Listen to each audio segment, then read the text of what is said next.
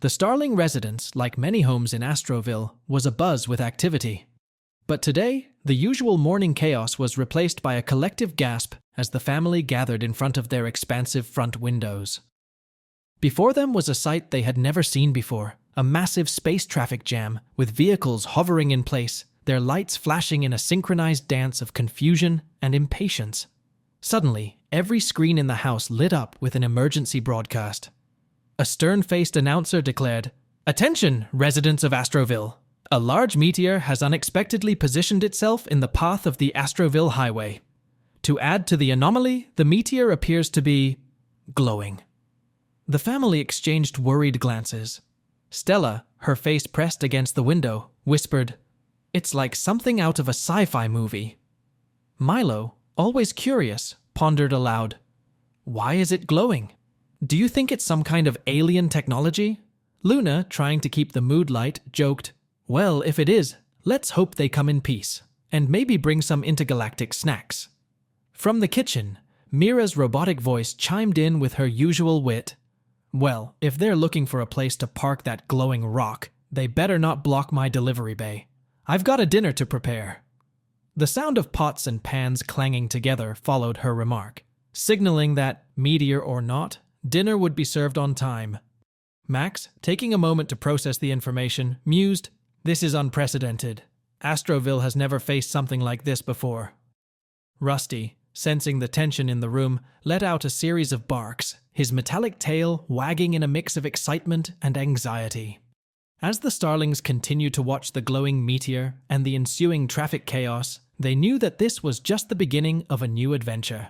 And in the heart of Astroville, where the unexpected was almost expected, the family braced themselves for whatever challenges lay ahead. Max, feeling a sense of responsibility and curiosity, declared, "I need to see this for myself. Maybe there's something I can do to help." He began to suit up, adjusting his space helmet and checking the oxygen levels. Stella, already overwhelmed by the impending dance, felt the weight of the situation pressing down on her. Tears welled up in her eyes. First the stress of the dance, and now this? Why does everything have to happen at once? Milo, trying to lighten the mood, teased, "Come on, Stella, maybe the glowing meteor is just the universe's way of spotlighting your big night." Stella shot him a playful glare, "Not helping, Milo." From the kitchen, the sound of sizzling could be heard as MIRA prepared dinner. Without missing a beat, she quipped, "You know, with all the space junk floating around, it's probably just a big pile of metallic trash and not a meteor at all. Someone's ancient satellite, perhaps?" Luna, pondering MIRA's words, mused, "You know, she might be onto something. It wouldn't be the first time Astroville mistook space debris for something more mysterious." Max, now fully suited up, gave Luna a reassuring kiss. "I'll be back soon. Just going to take a quick look and see if there's anything I can do." As Max exited the Starling residence, he couldn't help but wonder if MIRA's theory was correct. Was the glowing obstacle truly a meteor, or just a relic from space's past? Whatever it was, the Starlings were about to find out. Max, taking the elevated walkway, approached the scene. As he got closer, the meteor began to look less like a celestial body and more like a giant ball of metallic garbage. He squinted, trying to make out the various components. There were remnants of old space vehicles, discarded satellite parts, and even what looked like an old-fashioned space scooter. Suddenly, his space phone buzzed with an incoming call. The caller ID flashed Orion Blast. Max answered, "Orion, have you seen this? It looks like a junkyard decided to take a vacation on the Astroville highway." Orion's voice, filled with frustration, boomed through the speaker. "Max, get in here. It seems Astroville sanitation dropped the ball, or rather, a heap of garbage, right on our main thoroughfare. And guess what? This was your account." Max, trying to diffuse the tension, joked, "Well, I always said I wanted to leave a mark on Astroville, but this isn't quite what I had in mind." Orion was not in the mood for humor. "This isn't a laughing matter, Max. Get to the office. Now." As Max hurriedly made his way back on the walkway, he failed to notice a banana peel, quite out of place in the futuristic setting. His foot landed on it, sending him slipping and sliding. In the commotion, his space boots detached from his feet and shot out into the void of space. One of his co-workers, Luna Lark, happened to be passing by. She stifled a laugh. "Hey Max, trying out a new mode of transportation? I hear floating bootless is all the rage this season." Max, red-faced but still in good spirits, replied, "Just giving my feet some space to breathe, Luna." With his boots lost to the cosmos and a heap of garbage causing chaos, Max knew he was in for a long day. But with his signature humor and determination, he was ready to tackle whatever challenges lay ahead. Max's entrance into the Cosmic Corporation's office was anything but subtle. The soft padding of his sock-clad feet on the sleek metallic floors drew curious glances from his co-workers.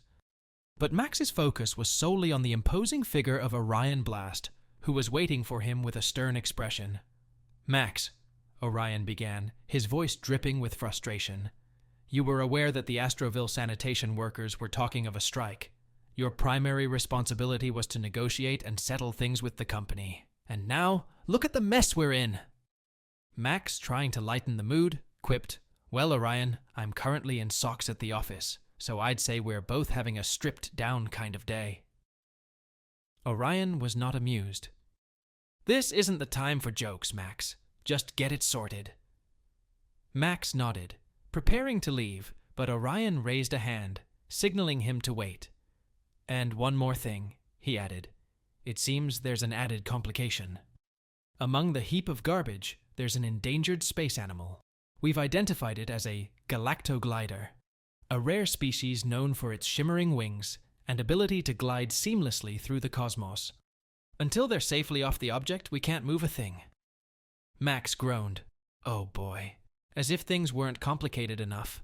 A garbage heap, a strike, and now a rare space creature? What's next?" Orion sighed.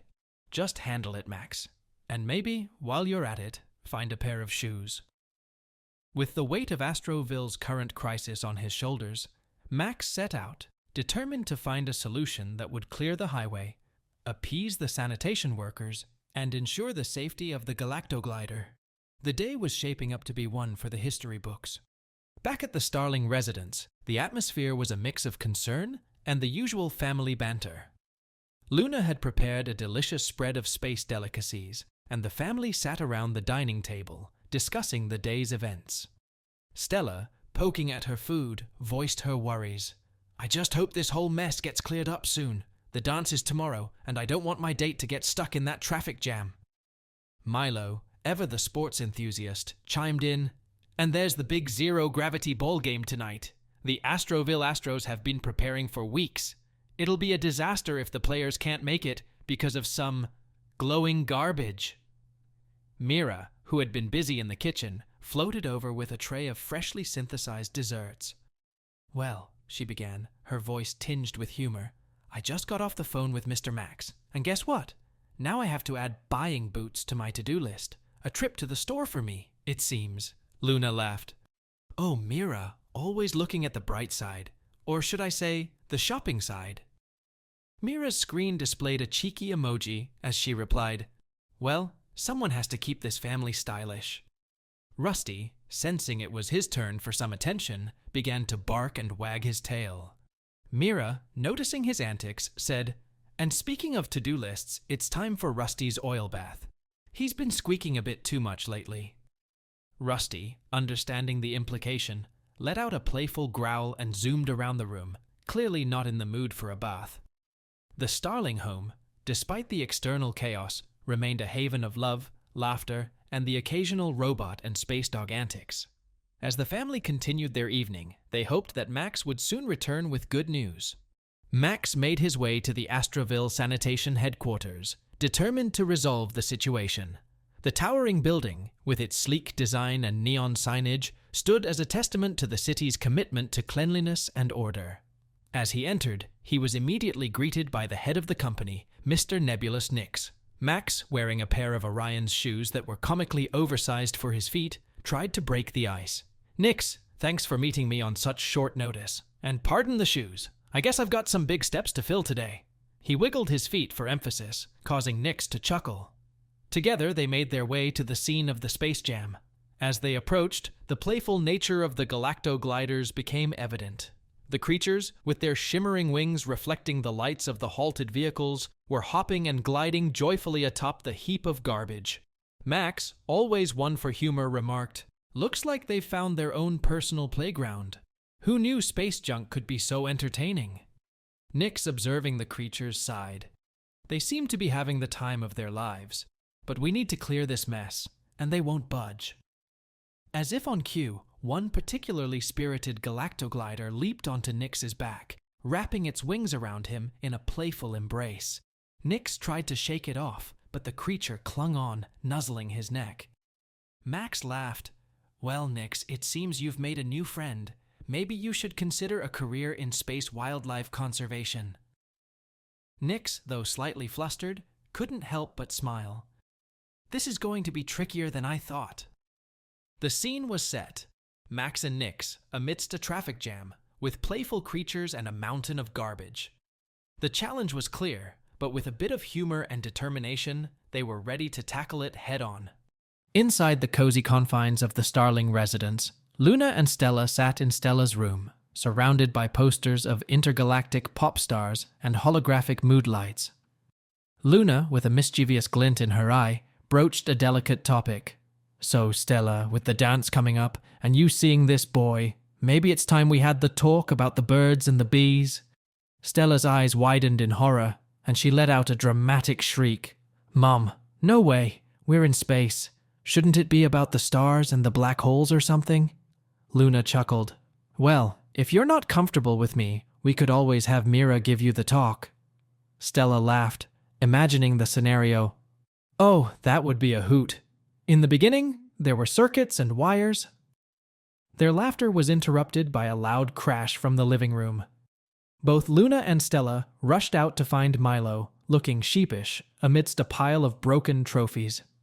Max's prized Astroville jet racing champion trophy lay shattered. "Oh no," Milo mumbled. "Dad's going to be so upset." MIRA, sensing the distress, floated over. "Well, looks like someone's been practicing their crash landings. Need a hand cleaning up, or should I say, a robotic arm?" Luna, trying to diffuse the tension, said, "It's just a trophy, Milo. We can always get it fixed. But maybe keep the flying board outside?" Milo nodded. "Sorry, Mom. I'll be more careful." Back at the Space Jam scene, Max and Nix were brainstorming solutions. The playful galactogliders continued their antics, seemingly oblivious to the chaos they were causing.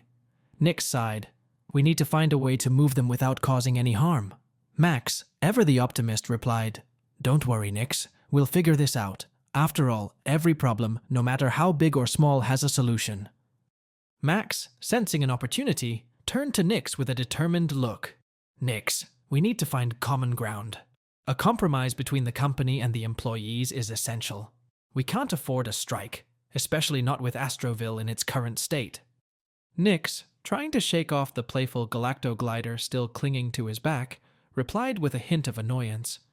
"Easy for you to say, Max. You don't have a space creature treating you like a personal playground." Max smirked. "You know, Nix, I've heard that galactogliders have a keen sense of justice. Maybe your new friend won't let go until you agree to a fair resolution." Nix raised an eyebrow. "Are you trying to use this creature to leverage a deal?" Max shrugged. "Just an observation, but if it helps us get to a solution faster, why not?" The galactoglider, seemingly understanding the conversation, tightened its grip around Nix, causing him to let out a surprised yelp.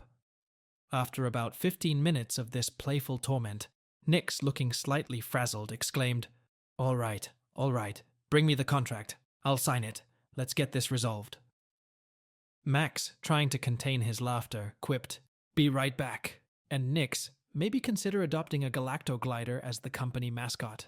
Seems like they have a way of getting things done. With the promise of a resolution in sight, Max hurried off, hopeful that the day's challenges would soon be behind them. Back at the Cosmic Corporation's office, Max entered with a sense of accomplishment. Orion, sitting behind his desk with a smirk, greeted him. "Great job, Max, though I must say, using a galactoglider to leverage a deal? That's a new one." Max chuckled. "Well, you know what they say, desperate times call for playful measures?" Orion raised an eyebrow, then pointedly looked down at his sock-clad feet. "Speaking of measures, I'd like my shoes back. Thank you very much." Max grinned. "I must say, they're quite comfortable. Ever considered a side gig in shoe design?" Orion, not missing a beat, retorted, "Just focus on your job, Max. And speaking of which, well done. Contract resolved, garbage moved, and traffic is getting back to normal. Those galactogliders sure left in a hurry, though, didn't they? Almost as if they knew their job was done." Max nodded. It was strange. But then again, Astroville is full of mysteries. Orion leaned back in his chair. "See you on Monday, Max. And for the love of the cosmos, bring your own shoes to work." Max saluted playfully. "Will do, boss. And maybe I'll bring an extra pair, just in case." With a final joke and a wave, Max exited the office, eager to return home and share the day's adventures with his family. The streets of Astroville buzzed with activity, but for Max Starling, the heart of the excitement was always with the ones he loved. Max, after a long and eventful day, was looking forward to the comfort of his home. But as he entered the Starling residence, he was met with a sight he hadn't expected. The 3 shimmering galactogliders, which had caused so much chaos earlier, were now inside his living room. Luna, with a galactoglider perched on her shoulder, greeted him with a resigned smile. "They just followed us home, Hun, and they won't leave." Stella, looking radiant in her dance dress, was feeding another one of the creatures some space fruit. "Dad, look at them! Can we please keep them? They're so cute!" Milo, trying to coax the smallest galactoglider onto his lap, chimed in, "I've already named this one Starlight. He's mine." From the kitchen, Mira's voice echoed with mock exasperation. "Oh, wonderful, just what I needed. More messes to clean up, as if one space dog wasn't enough." The scene was one of organized chaos. The galactogliders, with their playful antics, had quickly made themselves at home, much to the amusement and slight dismay of the Starlings. Just as Max was trying to process the situation, the doorbell rang. He opened the door to find a tall, rebellious-looking teen with a gravity-defying hairstyle, decked out in the latest space fashion. "Hey, Mr. Starling," the teen greeted with a confident grin. "I'm here to take Stella to the dance." Max, already overwhelmed by the day's events and the sudden appearance of the galactogliders, took one look at the teen and yelled, "No!"